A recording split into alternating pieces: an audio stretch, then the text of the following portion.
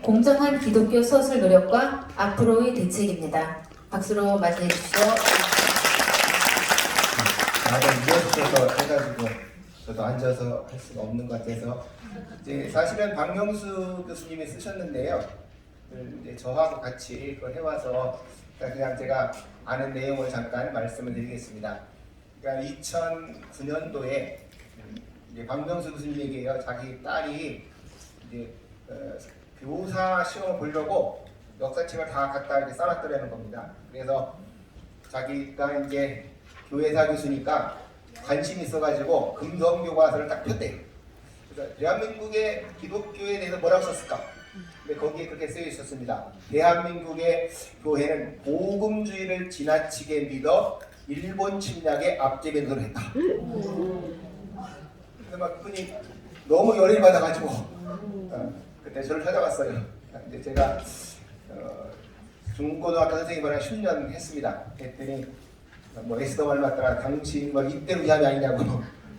그때부터 이제 저희가 중고등학교의 역사 교과서에서 이제 기독교를 어떻게 서술했는지 이제 그거를 분석하기 시작을 했고, 그래서 그 교과서 교육 과정을 개정을 할 때 2013년, 14년에 계속 떨어져서 2015년에 하여튼지 간에 역사를 서술하겠다. 이제 국사 교과서에서 적어도 개항 이후에 기독교를 서술하겠다 그랬는데, 박근혜 대통령이 이제 국정교과서 만들면서 그 파동이 일어났고 문재인 대통령 정권이 딱 들어오면서 언제는 어떻게 되어 있는 거 하니까 개항 이후 근대에 오면 종교 얘기가 한마디도 없습니다.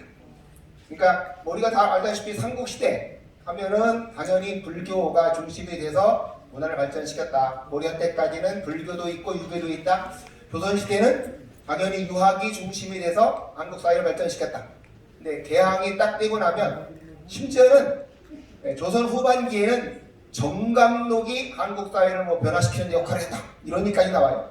근데 개항이 되고 나면 현재는 종교에 대해서 단 한마디의 말도 없습니다. 그래서 저희가 지금 늘 강조하는 게 어떻게 하면 적어도 대한민국의 발전에 기독교가 한 역할을 공정하게 서술할 수 있겠는가라고 하는 점이죠. 그래서 저희가 가장 강조하는 것 가운데 하나는 대한민국의 역사의 정말 최고의 변곡점은 어디겠냐라고 하는 겁니다. 삼국시대, 조선시대까지 우리는 늘 중국 중심의 대륙문화 지배하에 살아왔습니다. 그 대륙문화 지배하에서는 군주와 친하의 관계로 형성된 바로 황제, 왕들이 다스리는 나라였다는 거죠. 근데 지금 바로 대한민국은 자유민주주의 국가로 구성되어져 있습니다. 그러면 대한민국을 자유민주주의 국가로 형성되게 만드는데 가장 결정적인 역할은 어디서 왔겠느냐 하는 것이죠.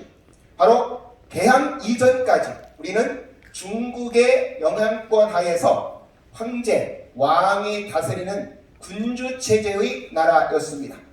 지금 대한민국의 많은 역사학자들은 조선이란 나라하고 대한민국을 거의 구분하지 않습니다. 심지어는 바로 그 조선이 발전해서 내재적 발전론을 주장하는 사람들은 바로 조선 그냥 뒀으면 지금 대한민국이 됐을 거다. 그런 주장을 한다는 것이죠. 그러나 지금 말씀드린 대로 조선과 대한민국은 질적으로 다른 나라입니다. 바로 국민이 나라의 주인인 민주공화국이 됐는데, 그 민주공화국이 되는데 물론 다른 여러 가지 역할도 있었겠지만 결국 우리나라 역사에서 본다면 기독교가 가장 중요한 역할을 했다라고 하는 것이죠. 바로 개항 이후에 와서 우리는 서양 해양 세력, 서양 민주주의 세력 속에 편입이 되어졌고, 바로 그 서양 세력이 우리나라에 들어오는데 가장 결정적인 역할을 한 것은 1882년 미국과 조미수 통상 조약을 맺었고 그 이후에 선교사들이 들어왔습니다.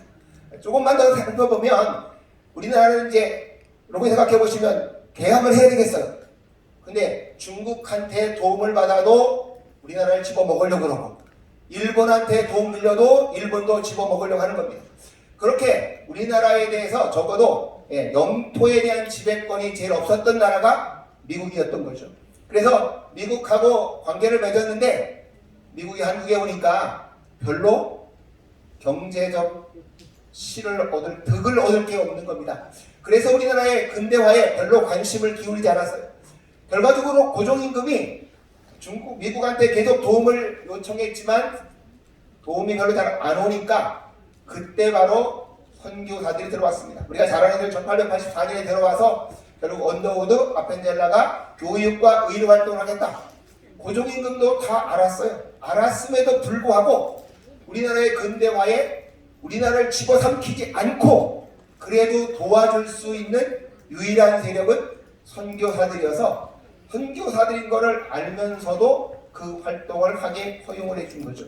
그래서 1884년 이후에 선교사들이 들어와서 우리나라의 근대의 문물을 심어주었습니다. 바로 여기서 우리가 가장 중요한 것은 여기서부터 민주주의 교육이 시작이 됐다라고 하는 것이죠. 그래서 민주주의 교육이 시작이 되어졌고 우리가 한번 일제시대도 생각을 해본다고 하면 지금 일제시대에도 가장 큰 논쟁이 바로 일제가 우리나라 근대화에 도움을 줬냐 아니면 식민지 수탈만 했냐. 근데 제가 보기에는 양면성이 다 있다고 보여집니다. 뭐 싫든 좋든 한국의 근대화 제도는 다 일본이 만든 게 어쩔 수 없는 현실이라고 말이죠. 물론 그 목적은 당연히 우리나라에 수탈해가기 위한 목적이었습니다. 한국을 진짜 근대화 시켜주기 위해서가 아니고 수탈을 위한 목적이었지만 그럼에도 불구하고 근대화된 측면이 많이 있다는 거죠. 그런데 거기서 정말 일제의 그것을 벗어나서 참다운 그래도 민주주의를 맛볼 수 있게 만든 데가 어디였냐? 바로 미국을 중심으로 하는 기독교 세력이었다라고 하는 겁니다. 적어도 교회 안에서는 선거가 이루어졌고요.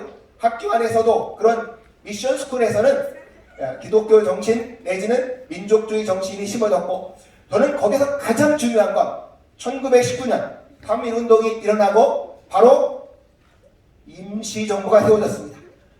우리는 3.1운동을 일본에 대한 저항으로만 생각하지만 또 한 측면에서 본다면 바로 봉건제도를 무너뜨리는 가장 결정적인 순간이었다는 거예요. 바로 대한민국 사람들이 국민이 정말 나라의 주인이다. 이거를 가장 절감했던 건 3.1운동 때 우리가 국사 시간에 많이 들어본 대로 313개군 가운데 311개군에서 참여한 거족적 민족운동이었고 바로 국민들이 들고 일어나서 나라의 독립을 찾겠다고 외쳤던 그 결실이 바로 임시정부에서 대한민국은 민주공화국이다 라고 선포했습니다. 그리고 대한민국을 그 민주공화국이라고 선포하게 만드는 데는 미국에 있었던 이승만을 중심으로 한 바로 미국의 교포들의 영향력 속에서 바로 그 임시정부 헌법 1조를 미국의 헌법을 따라서 바로 대한민국을 민주공화국으로 만든다 하는 내용이 들어가 있을 정도로 미국의 영향을 많이 받으면서 대한민국이 민주공화국으로 성립이 되어졌고 그리고 그 노력 속에서 우리가 아는 대로 일제시대 때 독립운동의 방향은 두 가지였습니다. 하나는 바로 대한민국 민주공화국을 세우겠다는 사람들, 바로 하나는 인민공화국을 세우겠다는 두 개의 세력이 싸웠고 해방 후에 결국 이승만 박사가 가장 확고한 결단을 가지고 대한민국은 민주공화국으로 하겠다 하는 게 결심을 맺어서 바로 8월 15일 날 대한민국이 탄생되었습니다. 그래서 저희는 적어도 기독교를 소개할 때 개항 후에 대한민국이 자유민주주의 국가로 건설되어져 가는데 중요한 역할을 했다는 것을 공정하게 서술해달라 요청하는 겁니다. 감사합니다. 네, 감사합니다. 감사해 주신 분들은 이제 매장을 쳐도 되겠습니다.